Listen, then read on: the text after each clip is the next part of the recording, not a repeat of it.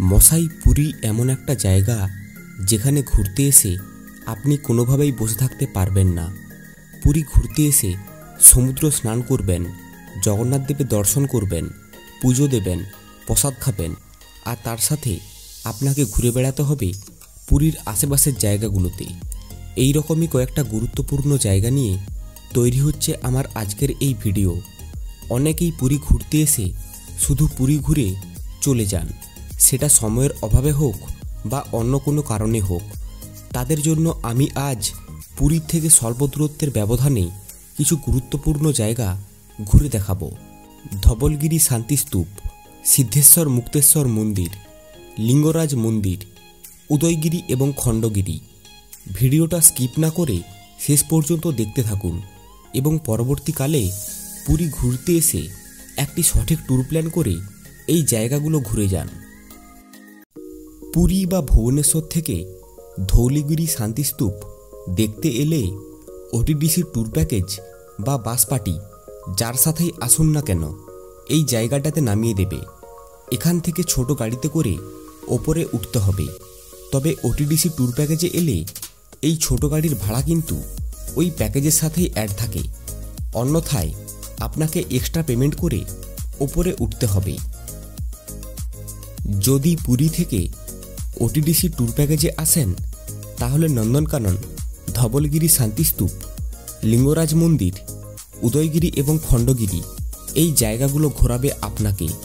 আর এই ট্যুর প্যাকেজের মূল্য হলো মাত্র 550 টাকা এবং সময় লাগবে প্রায় 12 ঘন্টা। এই ধৌলিগিরি শান্তিস্তূপে একটা লাইট এবং সাউন্ড শো হয়। এই শোয়ের টাইমিং এবং এন্ট্রি ফিজ সংক্রান্ত একটা ব্যানার আমি আমার ভিডিওতে দেখিয়ে দিলাম, আপনারা চাইলে স্ক্রিনশট নিয়ে নিতে পারেন। পুরী থেকে ধৌলিগিরি শান্তিস্তূপের সড়ক পথে দূরত্ব হলো প্রায় 60 কিলোমিটার এবং ভুবনেশ্বর থেকে সড়ক পথে দূরত্ব প্রায় 11 কিলোমিটার। তাই আপনারা চাইলে ভুবনেশ্বর থেকে এই জায়গাটা ঘুরে যেতে পারেন। পৌঁছে গেলাম ধৌলিগিরি শান্তিস্তূপে। এই ধৌলিগিরি শান্তিস্তূপ ধৌলিগিরি পাহাড়ের ওপর অবস্থিত। এটা একটা শান্তিস্তূপ। ভুবনেশ্বর থেকে 11 কিলোমিটার দূরে দয়া নদীর ধারে এই ধৌলিগিরি শান্তিস্তূপ বর্তমানে ওড়িশা এবং পুরী থেকে একদিনের সাইট সিন ভ্রমণের এই জায়গাটা দর্শনার্থীদের কাছে বিশেষ আকর্ষণ। শুধু কি তাই, এই জায়গাটা ভারতবর্ষের ইতিহাসের এক অন্যতম গুরুত্বপূর্ণ ঘটনার সাক্ষী, যার প্রতীকী স্বরূপ ধৌলিগিরি শান্তিস্তূপটি ধৌলিগিরি পাহাড়ের উপর শোভা পাচ্ছে। 1972 সালে জাপান বুদ্ধ সংঘ এবং কলিঙ্গ নিপ্পন বুদ্ধ সংঘ এর যৌথ উদ্যোগে এই শান্তিস্তূপ তৈরি করে। এর অপর নাম পিস প্যাগোডা। এই শান্তিস্তূপের মাথায় রয়েছে 5টি ছাতা, যা বৌদ্ধ ধর্মের প্রধান 5টি দিককে নির্দেশ করে, যা জ্ঞান, দয়া, ধৈর্য, উদারতা ও ক্ষমার প্রতীকী হিসেবে নির্দেশ করে। ধৌলিগিরির এই শান্তিস্তূপটি সকল দর্শনার্থীদের কাছে সকাল 6টা থেকে রাত্রি 8টা পর্যন্ত খোলা থাকে এবং সকলেই বিনামূল্যে প্রবেশ করতে পারেন। আর সন্ধ্যার পর বাইরের যে লাইট এবং সাউন্ড শোর ব্যানারটা দেখালাম, ওই শোটা হয়ে থাকে। শান্তিস্তূপটির চারিদিকে রয়েছে 4টি বিভিন্ন আকারের বুদ্ধ মূর্তি। আনুমানিক খ্রিস্টের জন্মের 260 সাল আগে মৌর্য সাম্রাজ্যের রাজা অশোক তখনকার কলিঙ্গ অর্থাৎ আজকের ওড়িশা রাজ্যের উপর আক্রমণ করে। সেই যুদ্ধ হয়েছিল আজকের ধৌলি স্থানে, অর্থাৎ আমরা বর্তমানে যেই জায়গাটাতে উপস্থিত রয়েছি। ইতিহাস বলে সিংহাসনের রক্তাক্ত যুদ্ধ অশোককে চণ্ডালে পরিণত করে তোলে। তিনি তার সমস্ত ভাইদের হত্যা করে যারা এই সিংহাসনের দাবিদার ছিলেন। এছাড়া সেই সময়কালে ভারতবর্ষের বিস্তৃতি সব থেকে বড় ছিল। তিনি সমস্ত ছোট ছোট দেশ জয় করে তার এই বিরাট সাম্রাজ্য তৈরি করেছিলেন। কলিঙ্গ যুদ্ধ হওয়ার পেছনে বিশেষ কোনো কারণ জানা যায়নি, তবে এটা জানা যায় যে এই যুদ্ধের ভয়াবহতা ছিল অতি সাংঘাতিক। প্রায় 1.5 লক্ষেরও বেশি লোক মারা যায় এই যুদ্ধে এবং আজকের স্থানীয় নদী দয়া নদীর জলের রং লাল হয়ে যায় মানুষের রক্তে, অর্থাৎ নদীতে জলের পরিবর্তে রক্ত প্রবাহিত হয় তখনকার দয়া নদীতে। এই যুদ্ধে অশোক জয়লাভ করেছিল ঠিক কথা, কিন্তু এই যুদ্ধের ক্ষয়ক্ষতি এবং ভয়াবহতা অশোকের মনে গভীর প্রভাব ফেলেছিল। আর এই যুদ্ধের ফলে সম্রাট অশোকের মনে অনেক পরিবর্তন আসে।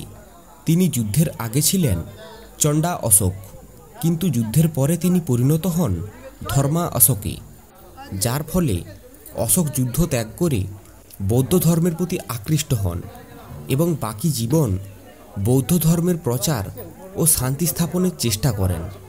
তার বিশাল সাম্রাজ্য এবং শান্তিমূলক কাজকর্মের স্বীকৃতি রাজা অশোক থেকে তাকে সম্রাট অশোকে পরিণত করেন। শান্তিস্তূপের দেওয়ালে যে চিত্রকর্মগুলো দেখছেন, এগুলোর মাধ্যমে ভগবান বুদ্ধের জীবন কাহিনীর সাথে সাথে বৌদ্ধ ধর্মের বিভিন্ন তথ্যচিত্রের কাহিনী ফুটিয়ে তোলা হয়েছে। ওই দূরে দেখুন, দয়া নদী দেখতে পাবেন। কলিঙ্গ যুদ্ধের পরে এই নদীতে জলের পরিবর্তে রক্ত প্রবাহিত হয়েছিল। ইতিহাসের বইয়ের পাতায় যে কলিঙ্গ যুদ্ধের কথা পড়েছেন, সেই কলিঙ্গ যুদ্ধ দয়া নদীর পাশে যে মাঠটা রয়েছে ওই মাঠে হয়েছিল। এই যুদ্ধ হয়েছিল ওড়িশা এবং বিহারের মধ্যে। বিহারের পূর্ববর্তী নাম ছিল মগধ এবং ওড়িশার পূর্ববর্তী নাম ছিল কলিঙ্গ। মগধের রাজা ছিল সম্রাট অশোক। সম্রাট অশোক 261 খ্রিস্টপূর্বে কলিঙ্গ সৈনিকদের বিরুদ্ধে এই মাঠে যুদ্ধে নেমেছিল। যুদ্ধের সময় সম্রাট অশোক প্রায় 1.5 লক্ষ সৈনিককে কেটে এই মাঠের উপর ফেলে দেয়। তখন 1.5 লক্ষ সৈনিকের শরীরের রক্ত ওই সামনের দয়া নদীতে মিশেছিল, যার ফলে নদীতে জলের পরিবর্তে রক্ত প্রবাহিত হয়েছিল, যার কারণে দয়া নদীকে ব্লাড রিভার হিসেবে নামকরণ করা হয়। আর এই দয়া নদীর কূলেই রয়েছে এই ধৌলিগিরি শান্তিস্তূপ। তাহলে আপনারা নিশ্চয়ই বুঝতেই পারছেন এই ধৌলিগিরি আর তার আশেপাশের মুক্ত প্রান্ত এবং এই বুদ্ধ শান্তিস্তূপ কতটা মূল্যবান ইতিহাসের সাক্ষী এবং প্রতীকী হিসেবে বহন করে চলছে। এই দিকে একটা শিব মন্দির রয়েছে। ধৌলিগিরি শান্তিস্তূপ থেকে একটু এগিয়ে আসলে একটা শিবের মন্দিরও রয়েছে, চাইলে আপনারা দেখে নিতে পারেন। এই জায়গাটাতেও আপনারা আসবেন। ধৌলিগিরি শান্তিস্তূপ যখন দেখতে আসবেন, এই জায়গাটা ঘুরে যাবেন একবার, খুব ভালো লাগবে।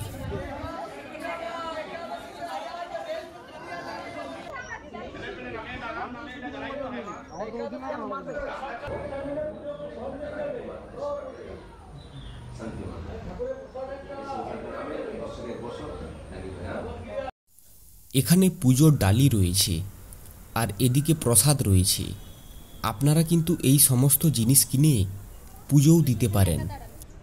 শিব মন্দিরের আশেপাশে এই দিকেও কিছু ছোট ছোট মন্দির রয়েছে।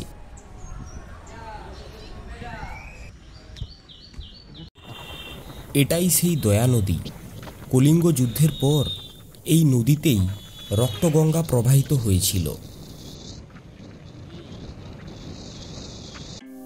ধৌলিগিরি শান্তিস্তূপ দেখে আমরা চলেছি সিদ্ধেশ্বর মুক্তেশ্বর মন্দিরের উদ্দেশ্যে। লিঙ্গরাজ মন্দির থেকে এই সিদ্ধেশ্বর মুক্তেশ্বর মন্দিরের দূরত্ব সড়ক পথে প্রায় 2 কিলোমিটার। মানে বলতে পারেন একদম পাশাপাশি দুটো মন্দির রয়েছে। আর ধৌলিগিরি থেকে সড়ক পথে দূরত্ব প্রায় 8 কিলোমিটার। এখন আমরা রয়েছি সিদ্ধেশ্বর মুক্তেশ্বর মন্দিরের সামনে। এই সিদ্ধেশ্বর মুক্তেশ্বর মন্দির প্রায় 10ম শতাব্দীর একটি পুরানো মন্দির।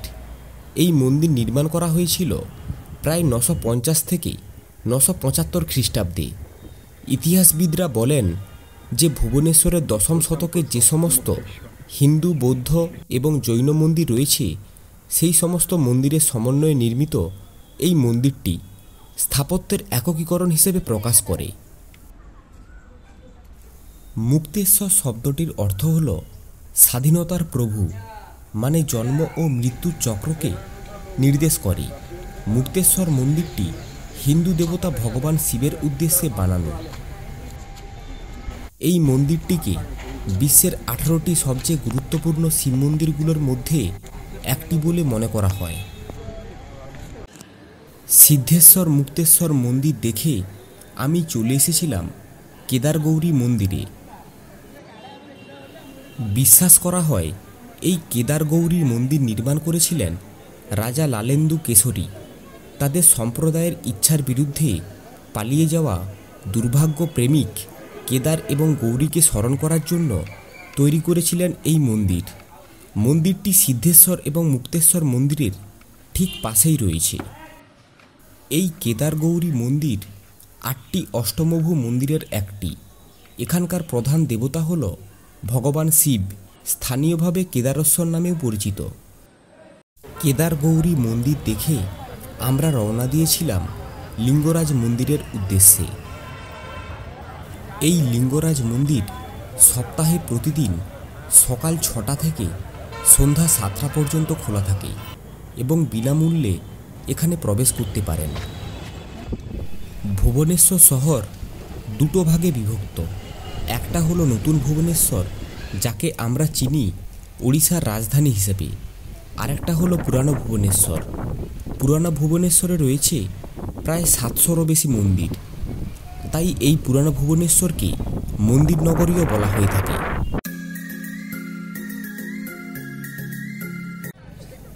গৌরবময় এই লিঙ্গরাজ মন্দিরে প্রধানত 3টি প্রবেশ গেট রয়েছে। পূর্ব দিক, দক্ষিণ দিক এবং উত্তর দিকে একটি করে প্রবেশ গেট রয়েছে। মন্দিরটি স্থাপত্যের কারুকার্য কলিঙ্গ শৈলীর একটি দুর্দান্ত উদাহরণ প্রকাশ করে। এই লিঙ্গরাজ মন্দির ভুবনেশ্বরের সবথেকে বড় মন্দির। মন্দিরটি কলিঙ্গ স্থাপত্যকলা এবং মধ্যযুগীয় ভুবনেশ্বর স্থাপত্য শৈলীতে নির্মিত। ধারণা করা হয় যে মন্দিরটি সোমবংশীয় রাজত্বকালে নির্মিত, যা পরবর্তীকালে গঙ্গা শাসকের হাতে বিকশিত হয়। মন্দিরটি দেওল শৈলীতে নির্মিত, যা 4টি ভাগ রয়েছে। ভুবনেশ্বরকে একমরা ক্ষেত্র বলা হয়ে থাকে। 13 শতকে লেখা সংস্কৃত পুঁথি একমরা পুরাণ অনুযায়ী লিঙ্গরাজের মন্দিরটি একমরা বা আম গাছের নিচে অবস্থিত ছিল। লিঙ্গরাজ মন্দিরটি মন্দির ট্রাস্ট বোর্ড এবং আর্কিওলজিক্যাল সার্ভে অফ ইন্ডিয়ার অধীনে পরিচালিত হয়। প্রতিদিন গড়ে প্রায় 6000 দর্শনার্থী এই মন্দিরের দর্শনে আসেন। এই লিঙ্গরাজ মন্দিরটি ভগবান শিব এবং ভগবান বিষ্ণুর মিলিত রূপ হরিহরের নামে উৎসর্গীকৃত।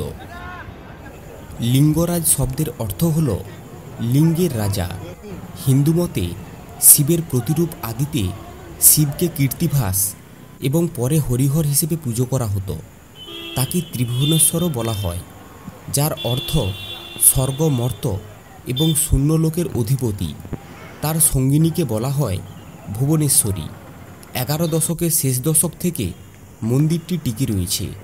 6ষ্ঠ শতকে মন্দিরটি নির্মাণের প্রমাণ পাওয়া যায়, কারণ 7ম শতকের কিছু সংস্কৃত পুঁথিতে এই মন্দির নির্মাণের উল্লেখ রয়েছে। মন্দিরটির নির্মাণ কাজ শুরু করেন লালাতেন্দু কেশরী, যিনি 615 থেকে 657 সাল পর্যন্ত শাসন করেন। পুরো মন্দির কমপ্লেক্সটি প্রায় 22,720 বর্গমিটারের একটি বিশাল ল্যাটেরাইট কম্পাউন্ড প্রাচীর দ্বারা ঘেরা রয়েছে। মন্দিরের ভেতরে আমি গিয়েছিলাম। দেখেছি শিবজি এবং স্বয়ং বিষ্ণুর আধা আধা রূপ, মানে মূর্তি নেই, একসঙ্গে মিলিত হয়ে হয়েছে হরিহর রূপ। ভেতরে একটা শিবলিঙ্গের মতো রয়েছে, কিন্তু খুব একটা উঁচু নয়। এই যে লম্বা বড় মন্দিরটা দেখছেন, এটাই হলো মন্ত্রমুগ্ধ লিঙ্গরাজ মন্দির, যা সহজেই শহরের আকাশরেখার আধিপত্য বিস্তার করে। এই যে বেলে পাথর এবং ল্যাটেরাইট দিয়ে তৈরি গগনচুম্বী এই টাওয়ারটা দেখছেন, এটাই হলো মন্দিরের প্রধান 4টি অংশের মধ্যে একটি, যার নামকরণ করা হয়েছে বিমান বলে। এই বিমানের উচ্চতা হলো প্রায় 180 ফুট। এবং উপর থেকে নিচ পর্যন্ত জটিলভাবে ভাস্কর্যে নিপুণ। এই বিমানের মতো এই মন্দির এরিয়াতে আরও 3টি প্রধান অংশ রয়েছে, যাদের নামকরণ করা হয়েছে জগমোহন, নাট মন্দির এবং ভোগমণ্ডপ হিসেবে। এই 4টি প্রধান অংশ ছাড়াও মন্দির এরিয়ার ভেতরে আরও 150টি ছোট ছোট মন্দির দেখতে পাবেন। আপনি এখানে পুজো দিতে পারবেন। অনেক পণ্ডা কিন্তু আশেপাশে ঘোরাঘুরি করবে, তারা কিন্তু রেটটা বেশি চাইবে।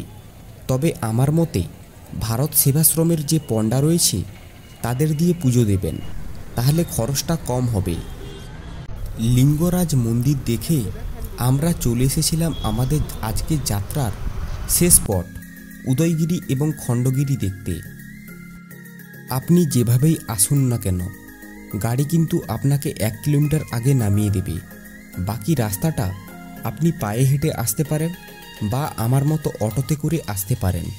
এই 1 কিলোমিটার রাস্তা আসতে অটোতে ভাড়া নেবে 10 টাকা। আমরা প্রথমে দেখে নেব উদয়গিরি, তারপর দেখব খণ্ডগিরি। উদয়গিরি এবং খণ্ডগিরি সপ্তাহে প্রতিদিন সকাল 9টা থেকে সন্ধ্যা 6টা পর্যন্ত খোলা থাকে এবং দুটো জায়গাতেই প্রবেশ মূল্য 15 টাকা মাথা পিছু।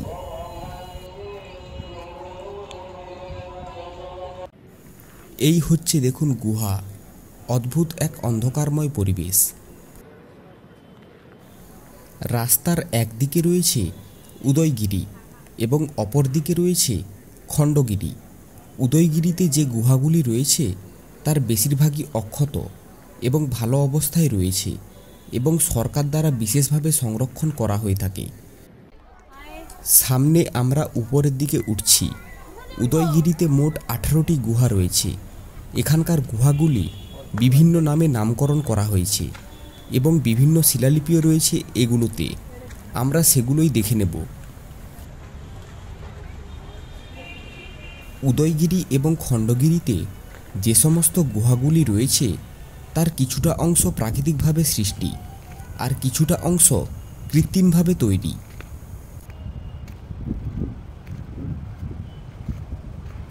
উদয়গিরি শব্দের অর্থ হল সূর্য উদয়ের পাহাড়। খ্রিস্টের জন্মের 200 সাল আগে কলিঙ্গ রাজা খারবেলের সময় এই গুহাগুলো নির্মাণ করা হয়। এই উদয়গিরি এবং খণ্ডগিরি গুহা এতটাই জনপ্রিয় যার কারণে প্রতিদিনই অগণিত দর্শনার্থী আসে এখানে ভ্রমণের জন্য। এছাড়া পুরী থেকে একদিনের সাইট সিন হিসেবে দর্শনার্থীদের কাছে একটা অন্যতম জায়গা হয়ে উঠেছে এই গুহাগুলি। এখন যেখানে রয়েছি এটা হলো হাতি গুম্ফা, মানে এলিফ্যান্ট কেভ। এটা হলো এখানকার 14 নম্বর গুহা। এখানকার একটি গুরুত্বপূর্ণ গুহাও বলতে পারেন। এটার আকৃতি অনেকটাই হাতির মতো বড়, তাই এই গুহার নামকরণ করা হয়েছে হাতি গুম্ফা।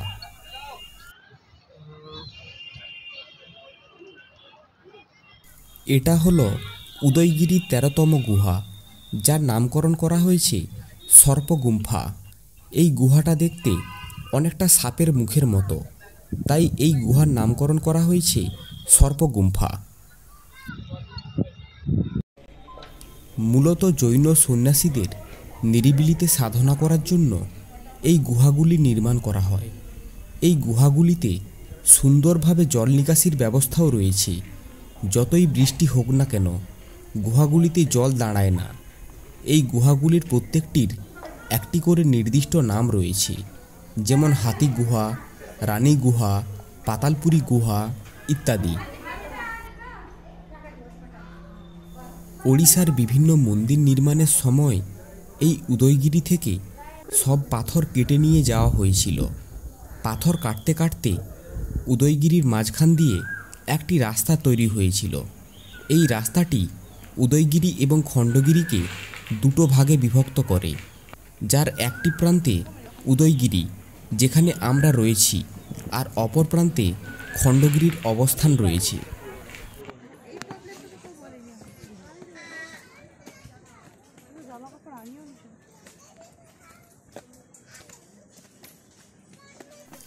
ওই দূরে দেখুন খণ্ডগিরির গুহাসমূহ এবং খণ্ডগিরির গুহার মাথায় অবস্থিত জৈন মন্দির দেখা যাচ্ছে। এখানকার গুহার পাশাপাশি এখানকার অন্যতম আকর্ষণ এই হনুমান। আদিম এই প্রাণীগুলির আধিক্য এবং দাপট দুইই দেখতে পাবেন আপনারা। এখানে এলে নিচ থেকে আসার সময় এদের জন্য বাদাম কিনে নিয়ে আসতে ভুলবেন না কিন্তু, তা না হলে হাতের কাছে যা পাবে তা নিয়েই পালাবে। এই মুহূর্তে আমরা রয়েছি উদয়গিরি পাহাড়ের ওপরে, আর দূরে দেখা যাচ্ছে ভুবনেশ্বর শহরের সুন্দর দৃশ্য।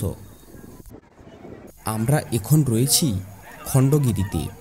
উদয়গিরিতে বয়স্ক লোকেরা খুব সহজে উঠতে পারবেন এবং ঘুরে আসতে পারবেন। খণ্ডগিরির সিঁড়িগুলো একটু খাড়াই রয়েছে, উঠতে অসুবিধা হবে। তবে আমার মনে হয় উদয়গিরির থেকে খণ্ডগিরিতে দেখার অনেক কিছুই রয়েছে, তাই চলুন ওপরে উঠে দেখা যাক কি রয়েছে।